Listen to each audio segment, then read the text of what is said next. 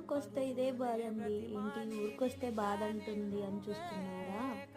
నా బాధ ఏంటో చెప్తా వినండి మీరు. ఊరికి వెళ్తున్నామని చెప్పాను కదా, మేము రాగానే ఈ పొట్టోళ్ళు ఇద్దరు వచ్చారు మా దగ్గరికి. వచ్చిన వాళ్ళు ఊరికనే ఉన్నారా, నాకైతే పూలు ఇచ్చారు. అంత ప్రేమగా ఇస్తే పెట్టుకోకుండా ఉంటానా అని పెట్టేసుకున్నాను. ఇంతకీ బాధ అని చెప్పాను కదా, చెప్పలే కదా మీకు, చెప్తా వినండి. మా ఊర్లో ఉన్న ఇంట్లో అయితే ఎవరం ఉండం. మేము వచ్చినప్పుడల్లా దాన్ని దులపాలి, కడగాలంటేనే బాధ అండి. మా మమ్మీ అయితే అప్పుడే ఊకడం స్టార్ట్ చేసేసింది. ఇప్పుడు నా టర్న్. ఊకడం కడగడం నా పని.